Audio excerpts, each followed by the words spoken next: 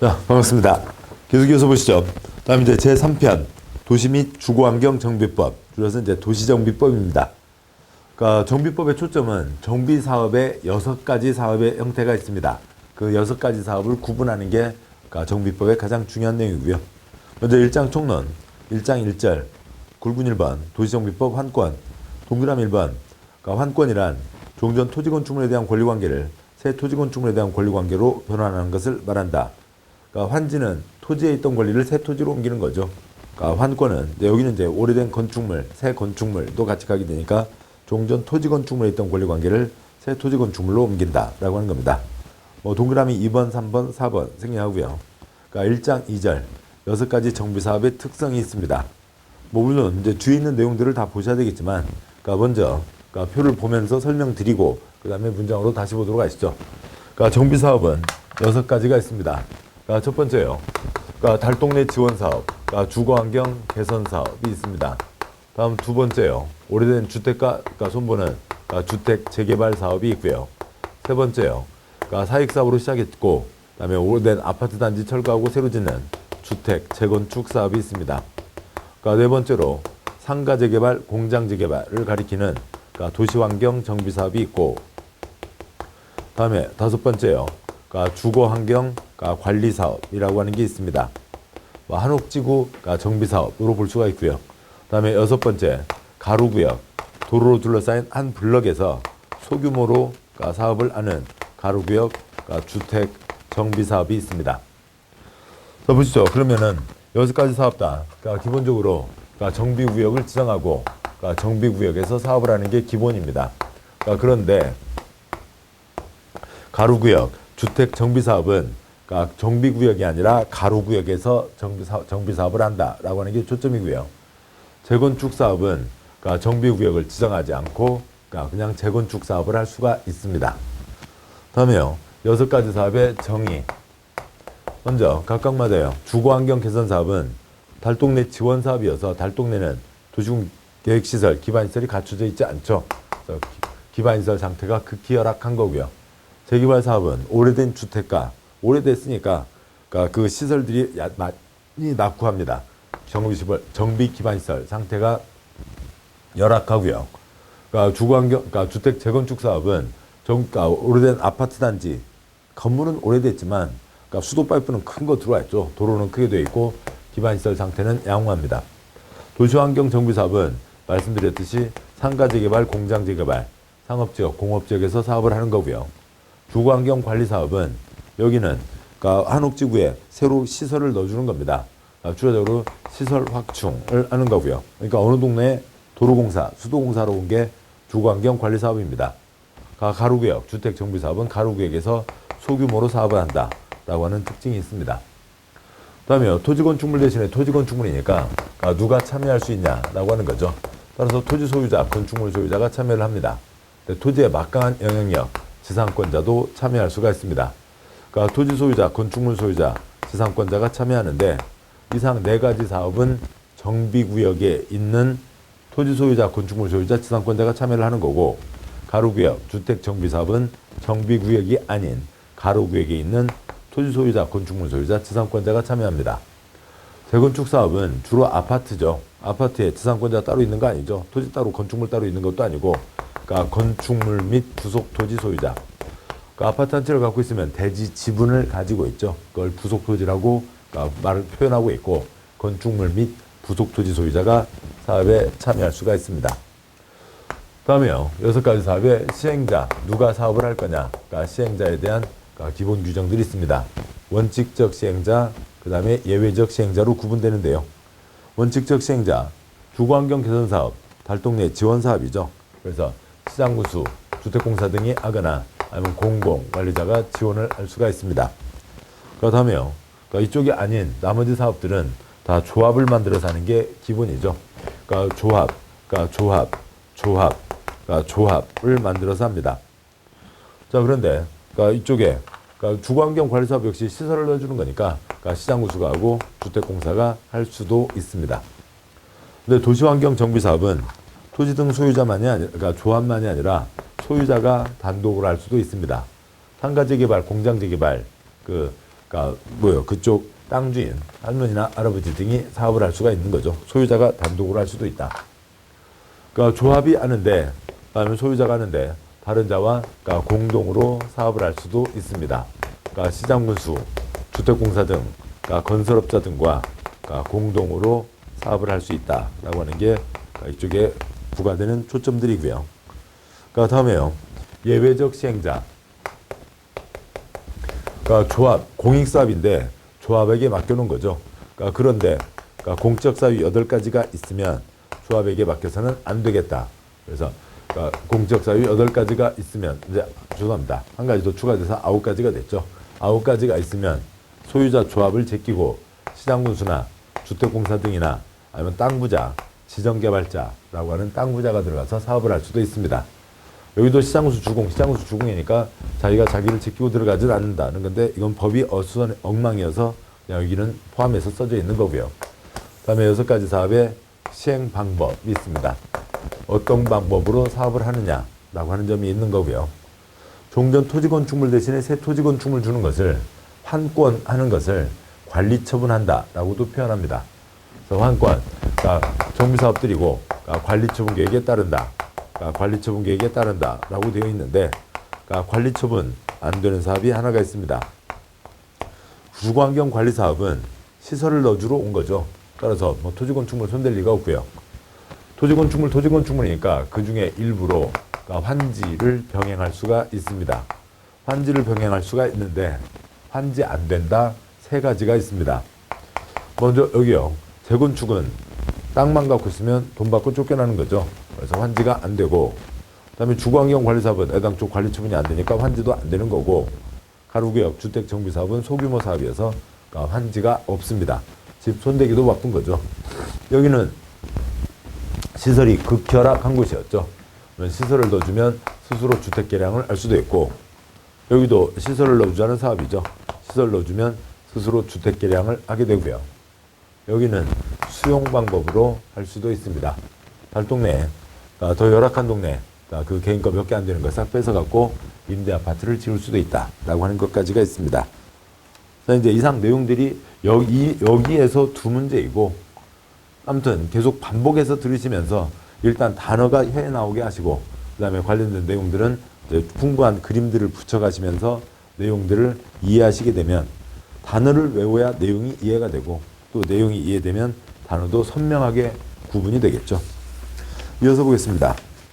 1번 정비법의 역사 해설. 그러니까 정비법은 있죠. 그러니까 6가지 정비사업이 있지만 재개발 사업과 도시환경 정비사업이 정비법의 중심이고요. 거기에 도와주자는 사업, 그러니까 주거환경 개선 사업과 주거환경 관리 사업이 추가된 거고, 그다음에 주택 재건축 사업은 거의 민법 족보죠. 민법 족보로 시작된 재건축 사업과 아주 소규모에서 거의 민법 수준과 큰 차이가 없는 가로구역 주택 정비 사업 전혀 다른 6가지가 합쳐져 있는 겁니다. 주택 재개발과 도시환경 정비 사업이 정비 사업의 중심이고 여기서부터 시작을 한 거고요. 공익 사업이니까 3채 갖고 있으면 1채를 주는 겁니다. 다른 사람도 들어와서 살아야죠. 5채 갖고 있으면 1채고요. 1번 주거환경 개선 사업, 달동네 지원 사업을 얘기하는 거고요. 그러니까 주택 재건축 사업, 재개발이 싫다고요. 그래서 나중에 만들어진 겁니다. 5채 가진 사람이 5채 받으려고 만들어낸 거죠. 그런데 수도권에서도 바글바글 지역, 그러니까 서울 위로 의정부, 서울 아래로 수원, 성남, 거기까지 과밀 억제 권역에서는 다른 사람도 들어와야 되니까 1채나 3채까지를 준다. 주거환경 관리 사업은 정비구역 지정이 해제된 곳이나 아니면 한옥지구 보존 사업으로 시설을 확충하는 게 초점이고요. 가로구역 주택 정비 사업은 가로구역에서 소규모로 사업을 하는 겁니다. 굵은 2번 정비사업 정의. 정비구역 사업을 하는데 가로구역은 정비구역이 아닌 가로구역에서 사업을 한다라고 하는 거고요. 동그라미 1번부터 6번 6가지 정비사업의 정의가 있습니다. 주거환경 개선 사업은 정비반 시설 상태가 극히 열악한 거고요. 2번 주택 재개발 사업은 기반시설 상태가 열악하고요. 3번 주택 재건축 사업은 오래된 아파트 단지 기반시설 상태는 양호하죠. 정비구역이 아닌 구역에서도 사업을 할 수가 있다. 4번 도시환경 정비사업은 상업지역, 공업지역에 사는 상가재개발, 공장재개발을 얘기하는 거고요. 5번 주거환경 관리사업은 기반시설을 확충하겠다라고 하는 게 초점입니다. 6번 가로구역 주택정비사업은 그러니까 정비구역이 아닌 가로구역에서 소규모로 사업을 한다라고 하는 거죠. 굵은 3번 참여하는 토지 등 소유자요. 3-1번 첫 번째 점 네 가지 사업은 정비구역에 있는 토지 소유자, 건축물 소유자, 지상권자가 참여를 합니다.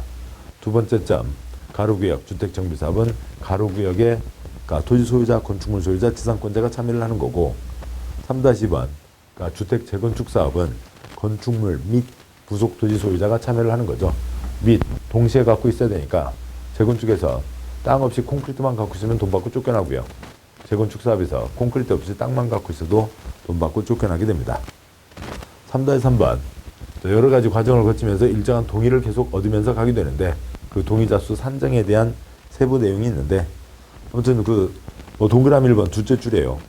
토지 건축물이니까 토지 쪽에 한 표, 건축물 쪽에 한 표입니다. 그리고 뭐 한 사람이 당연히 여러 개 갖고 있어도 당연히 한 표인 거죠. 동그라미 4번은 관리처분 뒤에서 보도록 하겠습니다. 소유자 수 산정에 대해서는 생략하고요. 굵은 4번 정비사업의 원칙적 시행자에 대한 규정이 있는데 문장을 보면서 가도록 하시죠. 보면요. 시장군수와 주택공사 등이 아닌 자가 또는 이제 지정개발자까지도 사업을 할 수 있는데요. 지정개발자가 아닌 자가 정비사업을 하려면 토지 등 소유자로 구성된 조합을 설립해야 한다. 단 도시환경 정비사업을 소유자가 할 때는 그러하지 않다. 조합을 설립하지 않고 사업을 할 수가 있다. 동그라미 1-1번 주거환경 개선사업의 원칙이요. 옆에 있는 찌그만 표를 보시면 시장군수가 하거나 주택공사 등이 하거나 아니면 공공출자법인을 집어넣어서 공적 주체가 반 넘게 출자한 회사니까 뭐 거의 공개업과 비슷한 수준이죠. 그쪽에서 사업을 할 수가 있다. 동그라미 1번. 그런데 계속 표에서 보시면 이 시장군수, 주택공사 등 공공출자법인이 사업을 하는데 토지 소유자 3분의 2 세입자 과반 동의를 받으라고요. 도와주러 가는데 동의를 받아야만 도와줄 수가 있습니다. 강제 철거는 안 된다. 그런 뜻입니다. 그 문장 기니까 그 표로 그냥 생략하도록 하죠. 주거환경 개선사업, 달동네 지원사업은 시장군수, 주택공사 등 공공출자법인이 사업을 하는데 원칙, 토지 등 소유자 3분의 2 이상과 세입자 과반 동의를 받아야 된다. 그 표의 작은 동그라미 2번, 세입자 수가 작거나 기타 사유가 있으면 세입자 동의 빼고 그냥 토지 등 소유자 3분의 2 이상의 동의를 받고 이 셋 중에 누군가가 시행을 한다. 동그라미 3번, 긴급히 필요한 경우에는 동의 없이 시행할 수 있다. 동그라미 2번 이하는 문장들이 길지 않으니까 읽도록 하죠. 동그라미 2번, 주택 재개발 사업은 조합이 시행하거나 조합은 과반 동의를 얻어 시장군수, 주택공사 등 건설업자 등과 공동으로 시행할 수 있다. 동그라미 3번, 재건축 사업은 조합이 시행하거나 조합은 과반 동의를 얻어 시장군수, 주택공사 등 건설업자 등록사업자와 공동으로 시행할 수 있다. 그 공동시행 중에 누구는 들어가고 안 들어가고 조금 차 있는데 그건 초점 아니고요. 동그라미 4번, 도시환경 정비사업은 조합이 시행하거나 조합 또는 토지 등 소유자가 시행하거나 조합, 토지 등 소유자가 각각 과반 동의를 얻어 시장군수, 주택공사 등 건설업자 등과 공동으로 시행할 수 있다. 5번, 주거환경관리사업은 시장군수가 시행하되 주택공사 등을 시행자로 지정하려면 일정한 동의를 받아야 된다. 6번, 가로주택 정비사업은 조합이 시행하거나 조합은 과반 동의를 받아 시장군수, 주택공사 등 건설업자 등과 공동으로 시행할 수 있다. 라고 되어 있고요. 굵은 5번, 정비사업 예외적 시행자. 시장군수, 주택공사 등 지정개발자가 들어가는데 우선 동그라미 1번, 지정개발자가 뭐냐고요. 세 가지가 있는데 작은 1번은 토지면적 50% 이상을 소유한 자로 어찌저찌 하는 거니까 대지주를 얘기하는 거죠. 작은 2번에 민관 합동법인으로 일정한 요건. 작은 3번, 신탁업자로 면적 3분의 2 이상의 토지를 신탁받은 자 등이 사업을 할 수가 있습니다. 동그라미 2번, 시장군수는 주거환경 개선 사업을 제외한 정비사업 5가지 정비사업이 다음 공적 사유 9가지에 해당하는 때에는 유기중에 불구하고 직접 정비사업, 시장군수가 직접 정비사업을 하거나 주택공사 등 또는 지정개발자를 사업시행자로 정하여 정비사업을 시행하게 할 수 있다. 단 지정개발자에 대해서는 1, 2, 8 경우에 하나여 시행하게 할 수 있다. 계속 1번부터 1, 2, 8 처할이 7번인데 가운데 2에 2가 있으니까 전부 9가지가 되는 거죠. 아무튼 뭐 특별한 지정개발자는 아무 때나 들어갈 수 있는 게 아니라 9가지 중에 3가지에만 들어갈 수가 있고, 시장구수 주택공사 등은 9가지 모두 다 소유자 조합을 제끼고 시행자로 들어갈 수가 있는 겁니다. 굵은 6번형 정비사업 시행 방법. 뭐 설명드린 그대로입니다. 주거환경관리사업은 시설을 넣어주는 거니까 관리처분 안 된다. 다음에 환지 안 된다 3가지. 재건축 땅만 갖고 있으면 대상자가 아닌 거죠. 다음에 여기는 관리처분 환권이 안 되니까 환지가 안 되고, 소규모 사업이니까 집 짓기 바쁘죠. 환지가 없습니다. 그러니까 시설주택이 있고 더 열악한 동네에 수용하는 경우가 있습니다. 1장 3절 정비사업 절차요. 정비사업 역시 그러니까 주요계획 3개를 확정하고 사업을 하게 됩니다. 첫 번째 계획으로 위치 결정하는데, 그러니까 뭐 어디에? 그러니까 그 여기다 정비사업을 한다. 그러니까 1번 위치 정비구역을 지정하는 거죠. 그러니까 정비계획을 확정 발표합니다. 자, 그러면은 그 정비계획 이러저러한 사항 중에 가장 중요한 그러니까 정비구역 위치가 지정되는 겁니다. 다음 이제 시행자들이 있었죠. 그 시행자들이 설계도를 써내는 거죠. 그러니까 여기는 그러니까 땅 삐뚤삐뚤하고 토지 소유자 A, 건축물 소유자 B 등이 있겠죠.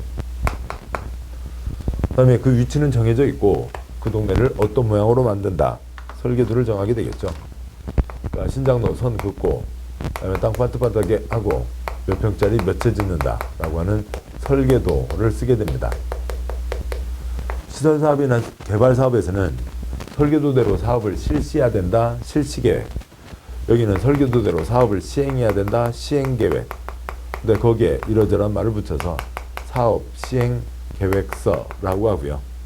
행인 지 맘대로 가는 게 아니라 관청의 도장, 사업시행계획서 인가를 받고 사업을 하는데, 또 그때는 또 말장난 사업시행인가라고 합니다. 다음에 정해진 설계도가 있죠. 그래서 그 정해진 설계도에다가 누구누구에게 어디 준다는 걸 정하겠죠. 그래서 물론 당연히 그 아파트도 포함이 될 거고요. A에게 이쪽 꼭 그 자리가 아니니까요. A에게 이쪽 5번 땅을 준다. B에게 101동 307호를 준다. 세 번째, 환권에 대한 계획을 세우고 사업을 합니다.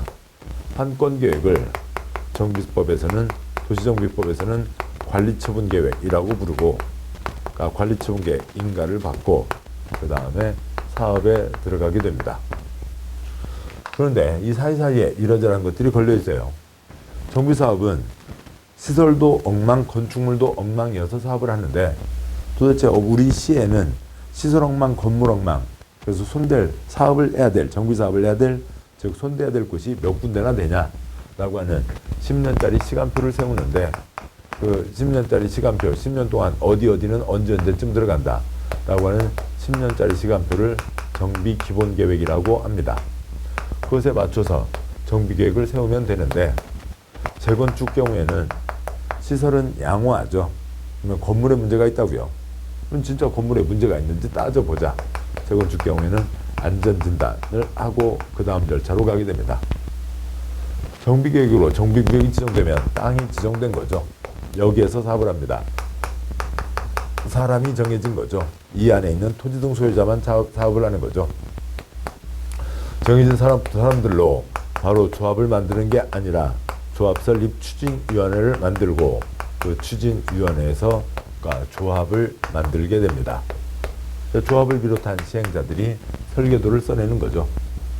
설계도에서 몇 평짜리 몇 채가 정해졌습니다. 그러면 뭐 어떤 거 받으실래요?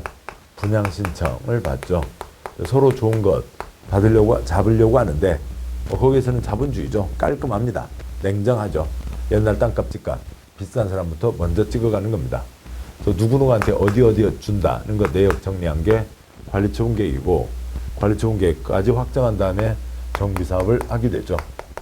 사업이 다 끝나게 되면 관리처분계획이 정해진 대로 넘겨주면 끝나게 됩니다. 그 다음에 2장 정비계획으로 정비구역을 지정한다. 네, 여기까지가 포함되는데 두 번째 계획 앞에요. 여기까지 걸리는 내용이 좀 양이 많겠죠. 먼저 2장 1절 정비기본계획에서 정비예정구역을 지정하는 겁니다. 그 아래 표에서요. A시에 시설억망, 건물억망 인곳이 한 150군데가 있다고 치죠. 그러니까 그러면 앞으로 10년 동안 어떻게 사업을 하자는 걸 정하는 겁니다. 우선 1차, 그러니까 첫 3년 동안 40군데 사업을 한다. 2차, 그러니까 그 다음 3년 동안 60곳 사업을 한다. 그러니까 3차, 그러니까 그 다음 3년 동안, 그러니까 4년 동안 그러니까 50곳 사업을 한다는 걸 정하게 되고 150군데니까 각각 번호를 매겨서요. 001, 그러니까 1번 어디 재개발은 2016년에 정비계획 수립해서 본격 출발시켜라.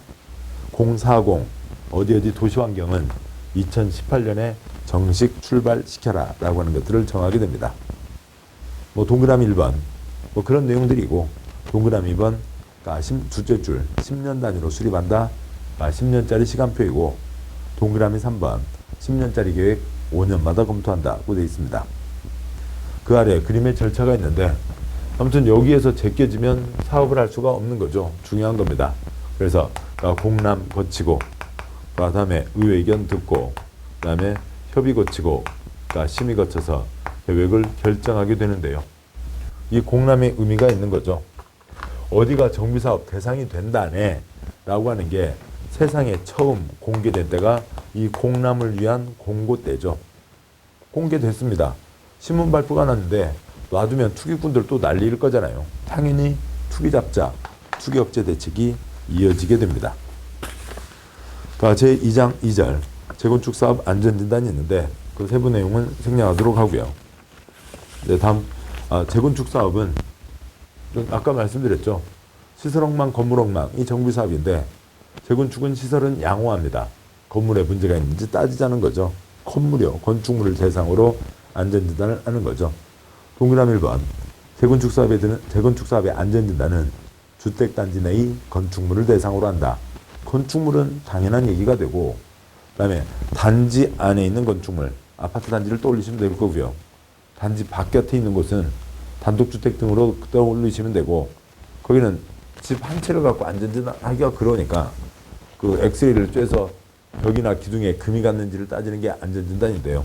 그냥 한 채야 그냥 장부 보면 됩니다. 장부를 보면 됩니다. 건축물 대장이요.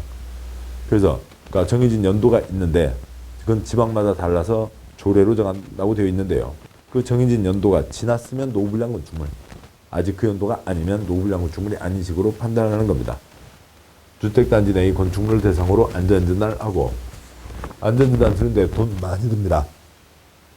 서울의 잠실 주공 5단지 안전진단 비용 3억 3천만 원이었어요. 그 정도가 드는데 정비계획을 세우기 위한 사전조사 비용이죠. 행정계획 비용이니까 안전진단 비용 당연히 행정청에서 부담하는 게 원칙입니다. 시장군수가 부담한다. 2장 3절 이제 정비계획에 왔습니다. 정비계획으로 정비구역을 지정하는 거죠. 굵은 1번 정비계획 내용에 2번 정비구역. 그 다음에요. 정비사업을 왜 한다고요? 시설억망, 건물억망 이어서 하는 거죠. 그러면 어떤 시설을 넣을 거냐고요. 또 그러면 어떤 건물을 지을 거냐고요. 이런 거에 대한 큰 가닥들이 정해지는 겁니다. 3번 도시공계획시설 설치에 관한 계획. 5번 건축물의 주 용도, 건폐율, 용적률, 높이에 대한 계획 등등등이 들어가는 겁니다. 굵은 2번 정비계획 수립결정 절차요. 우선 그 표의 첫째 줄, 그러니까 오른쪽에 국토의 개발과 보존에 대한 결정, 진정대교, 시대교, 시댁이죠.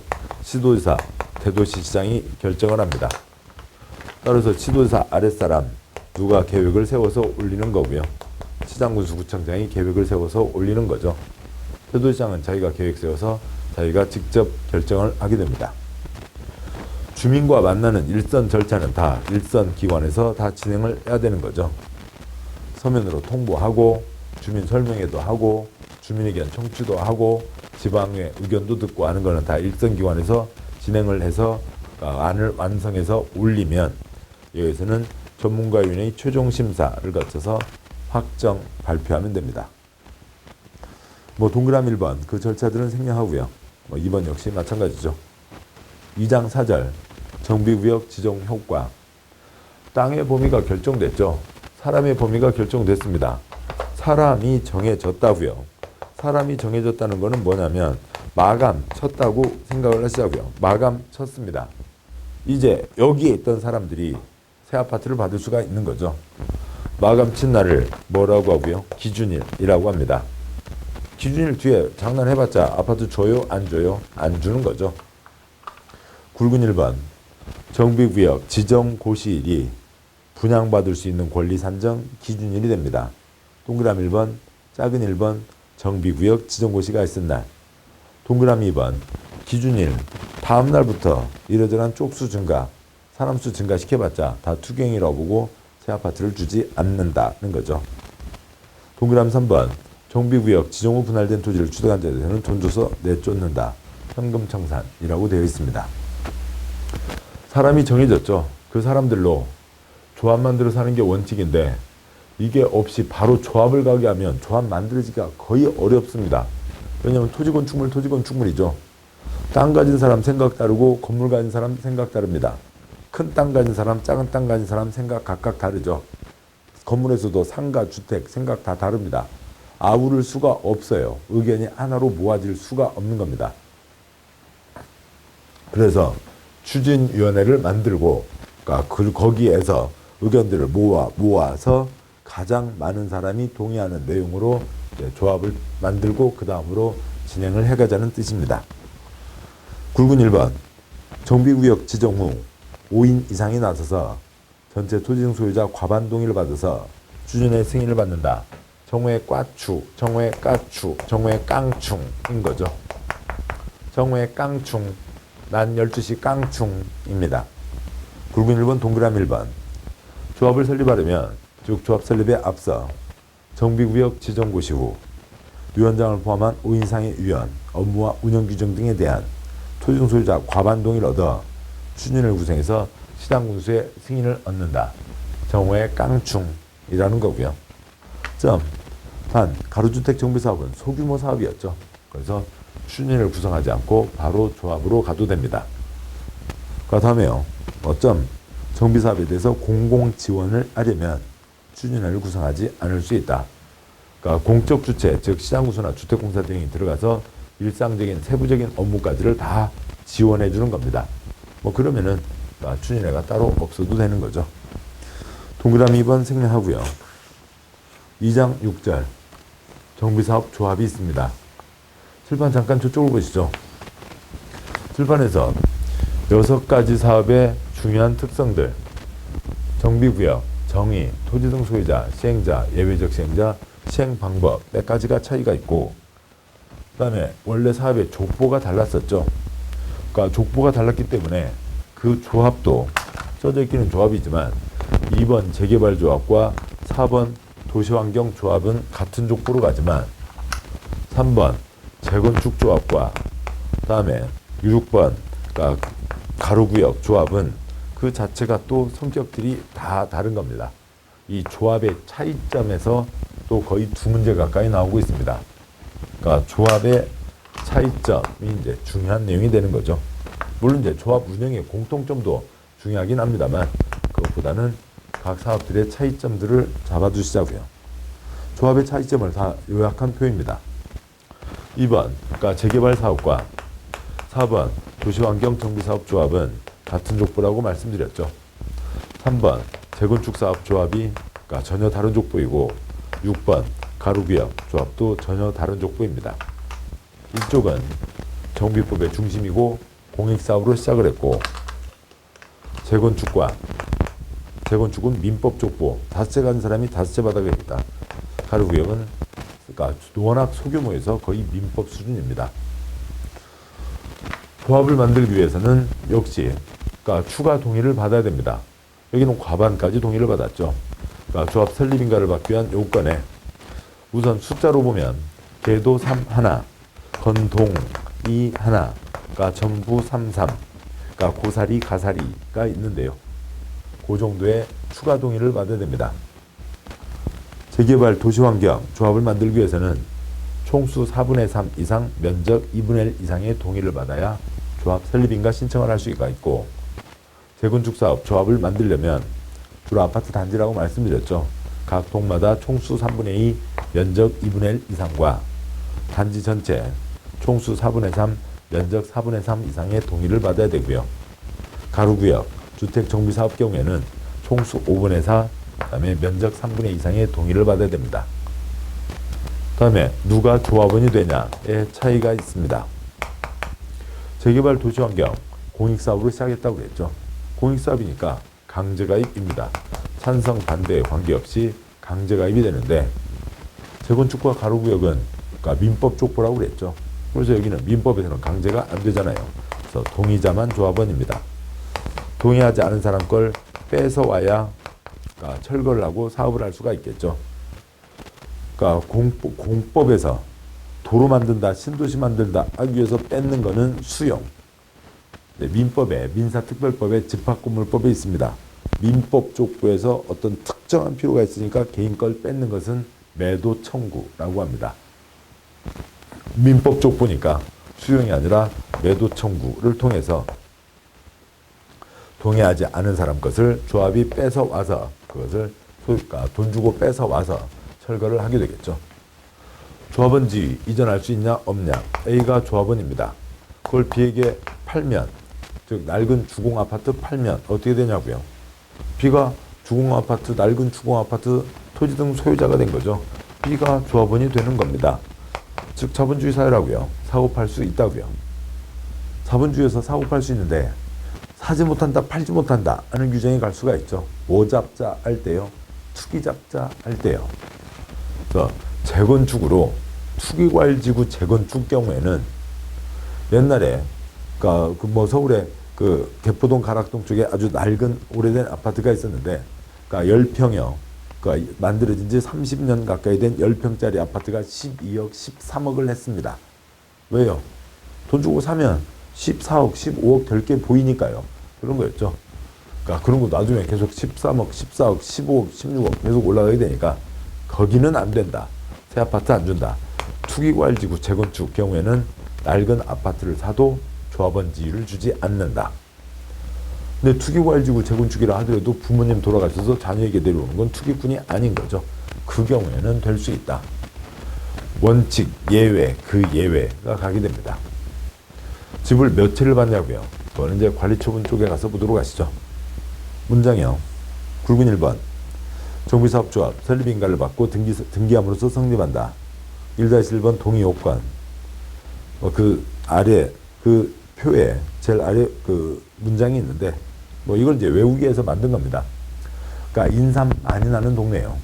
옛날에는 충청남도 금산입니다만 요즘에는 그 아래 무진장, 전라북도의 무주진한 장수 그쪽에서 인삼 재배를 많이 하고 있고, 또 인삼 재배는 또 이제 전국적으로도 여러 군데 기후 조건이 맞으면 많이들 하고 있습니다. 인삼 많이 나는 동네에서 거기는 닭도 뭐 쪼아 먹고요, 인삼 쪼아 먹고요, 깍두기 담글 때 인삼으로 담그고요. 그러니까 개도 삼 물고 다니죠. 개도 삼 하나는 물고 다닙니다. 그 동네는 전부 삼삼 그러고 다닌다고요.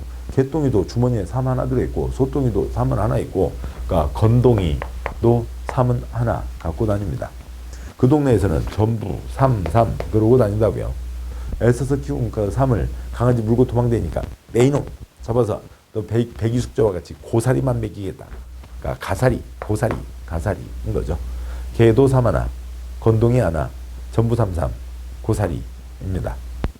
그 정도의 동의 요건을 추가로 받아서 그러니까 설립 인가 신청을 한다는 얘기죠. 그러니까 문장 동그라미 1, 2, 3 읽는 거 생략합니다. 1-1번, 1-2번 설립인가 받고 등기함으로써 성립한다. 공익사업 시행자니까 인격을 갖춰야 되죠. 그러니까 여기서 사단법인이다, 법인이다, 사단법인이다, 등기해야 된다. 굵은 2번, 조합원의 자격. 2-1번, 표에서요. 재개발 도시환경 정비사업은 정비구역 안에 토지 등 소유자로 한다. 토지 등 소유자면 조합원이 된다. 강제가입이죠. 오른쪽 칸이요. 재건축 가로주택 정비사업에서는 정비구역이나 가로구역 안에 토지 등 소유자로 조합 설립에 동의한 자로 한다. 동의자만 조합원, 동의하지 않은 자에 대해서는 매도 청구, 돈 주고 뺏어서 철거를 하겠다는 얘기죠. 동그라미 2번. 다음의 경우에는 그 수인을 대표하는 1인을 조합원으로 본다.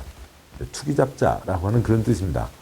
겉으로 볼 때는 5명 설치고 다니지만 한 표, 따라서 아파트 한 채를 주겠다는 얘기죠.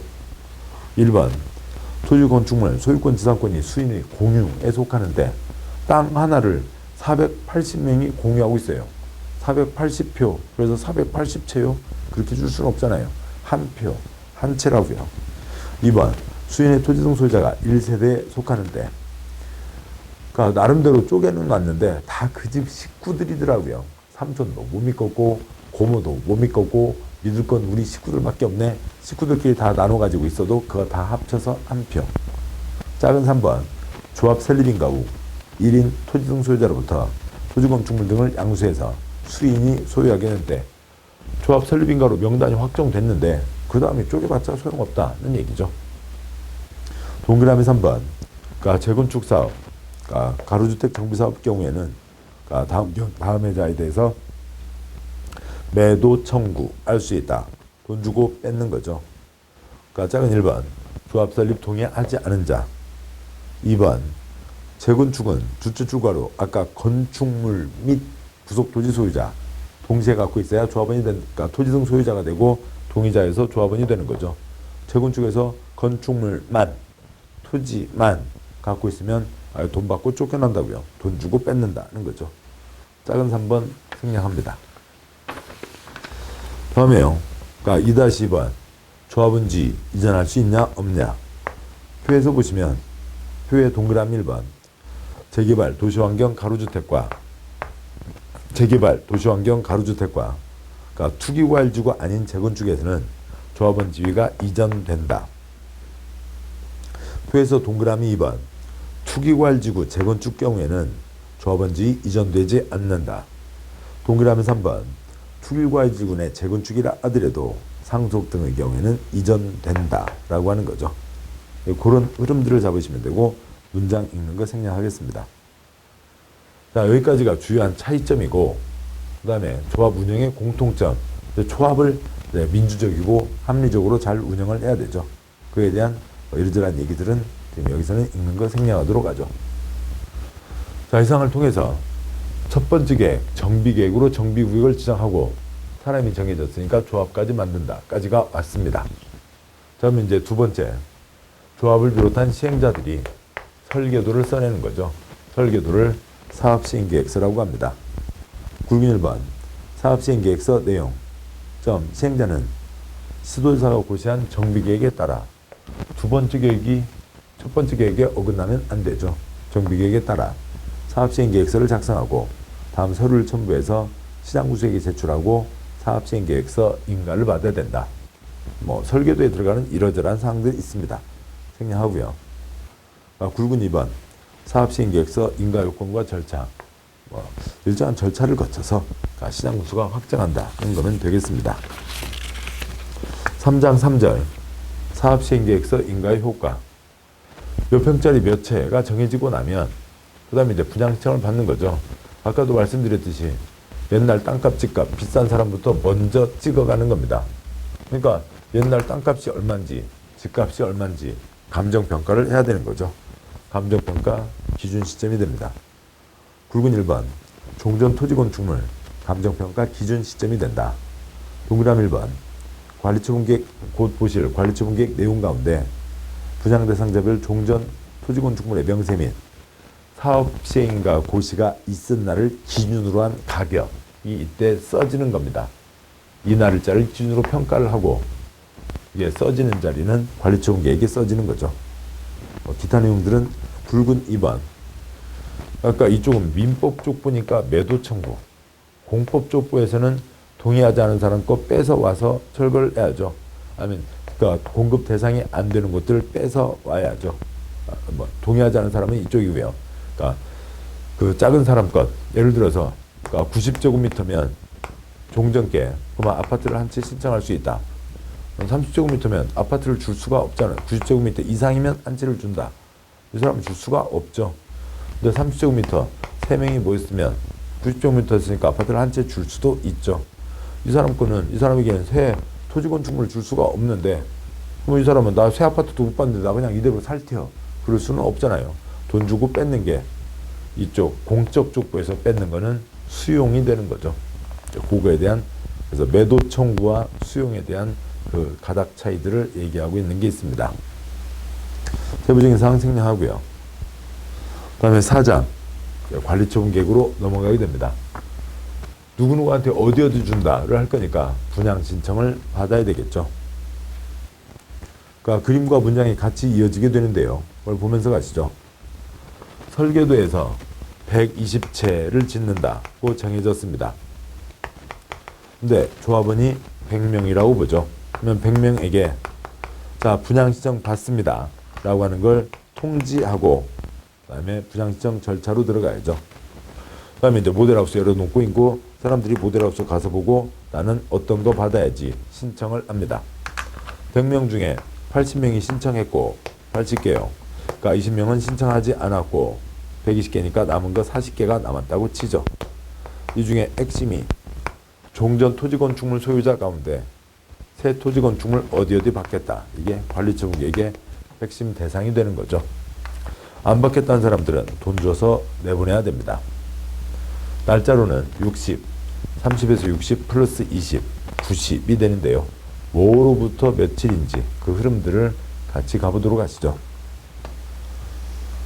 문장형, 동그라미 1번 시행자는 사업시행계획서 인가고시가 있은 날부터 60일 이내에 계략적인 부담금 내역, 기타 등등을 토지등 소유자에게 통지하고 일간신문에 공고한다.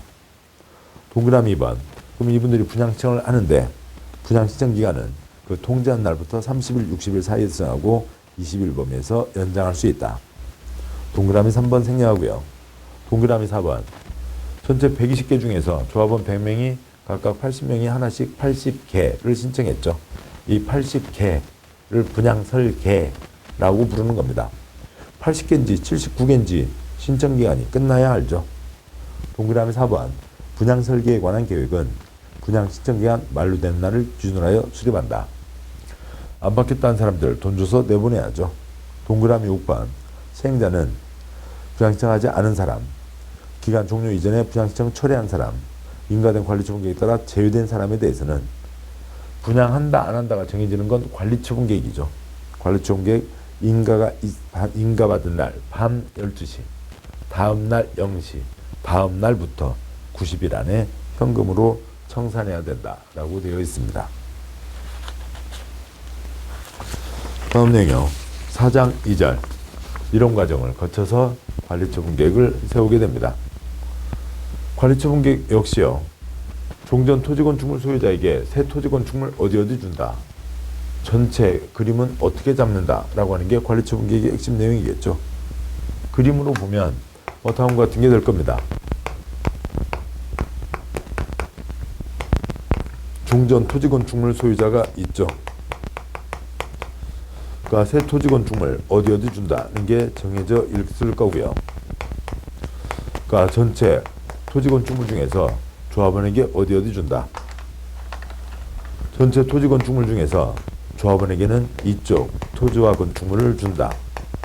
나머지는 공적인 건데 그 공적인 사업을 위한 사업비는 어떻게 마련을 하고 그걸 위해서 조합원은 언제 어느 정도씩은 내야 된다. 이 사람들은 그러니까 종전에 어디 갖고 있었고 그래서 그 사람들에게 여기는 A에게 여기 300지로는 B에게 새 토지건축물은 어디 준다. 이 사항들이 관리처분계획의 주 내용입니다. 1번 분양 설계 전체 토지건축물 가운데 조합원에게는 이쪽을 분양한다. 2-1번과 2-2, 2-3이 같은 겁니다. 한 덩어리죠. 2-1번 종전 토지건축물의 명세 및 사업시행과 고시가 있은 날을 기준으로 한 가격. 2-2번 환권 역시 소유권 기타 권리를 다 옮겨주는 거니까 기타 권리도 다 정리해 놔야죠. 그러니까 2-2번 종전 토지건축물에 관한 소유권 외의 권리 명세. 2-3번 그 소유권 외의 권리 중에서 임차권 특히 그 가게 새 들어오신 분들의 그러니까 보상금을 어느 정도로 산정할 건지 그게 가장 중요한 거죠. 그것 갖고 갈등이 많습니다. 세입자별 권리 명세 및 평가액. 이 사람들한테 어디를 줄 거냐고요. 3-1번 분양 대상자 주소 및 성명. 3-2번 분양 예정 대지 건축물의 추산액. 아직 사업하기 전이죠. 가격을 확정할 수는 없고 사업이 끝나야 가격이 정해지는 거죠. 종전은 철거를 하게 되니까 종전 가격을 정해야 되는 거고요. 분양 예정은 추산액밖에 안 나오는 거죠.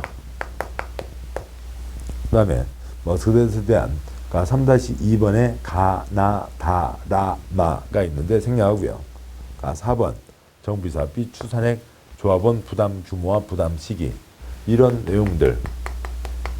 종전 토지건축물 소유자에게 새 토지건축물 어디 준다. 전체 조합원에게 어떻게 주고 전체 사업비는 어떻게 한다. 이런 가닥이 정해지는 게 관리처분 계획입니다.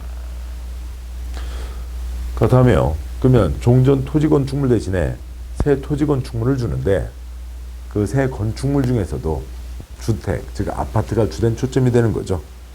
굵은 2번.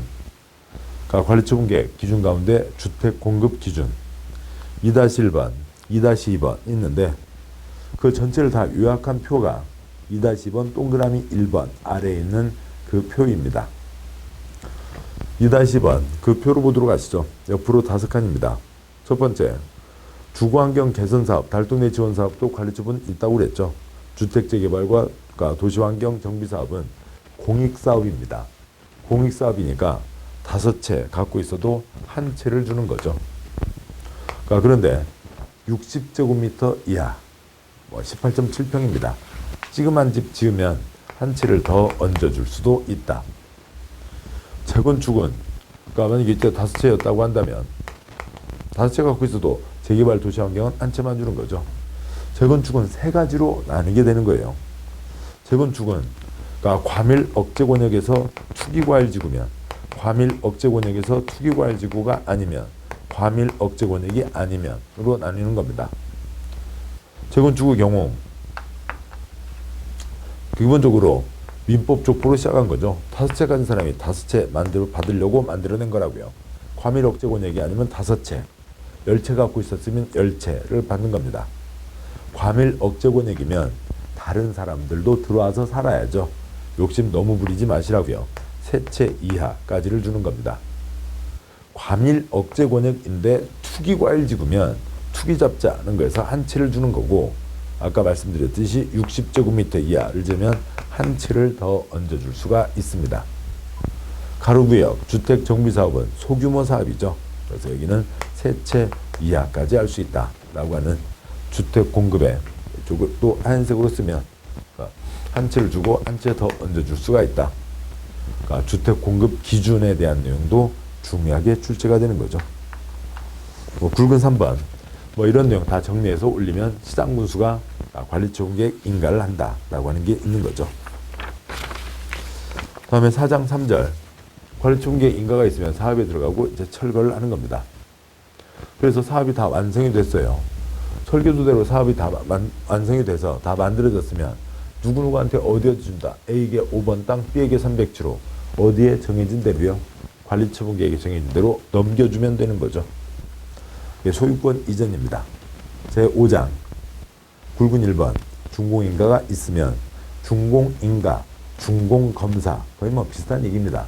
공사 끝났음에 대한 검사이고요. 굵은 2번 역시 새 토지 건축물을 넘겨줘야 되는데 어떻게 넘겨줘요? 끈으로 묶어다 주는 게 아니라 발표하면 넘어가는 겁니다. 거기 그림 그대로요. 4번째 칸에 있는 소유권 이전한다고 고시 발표를 하면 그날 밤 12시, 다음날 0시, 다음날에 똑같은 말이죠.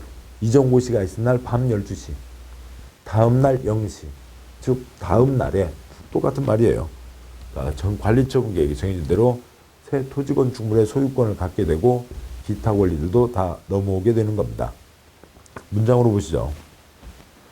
굵은 2번에 동그라미 2번 시행자는 대지건축물 소유권을 이전하려면 그 내용을 해당 지방자치단체 공보에 고시한 후 이를 시장군수에게 보고한다. 이 경우 대지건축물을 분양받을 자는 이게 관리처분 계획이 정해져 있었죠.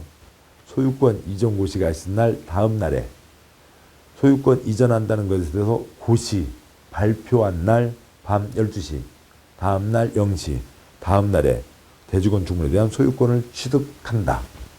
발표해서 넘겨주는 겁니다. 동그라미 3번.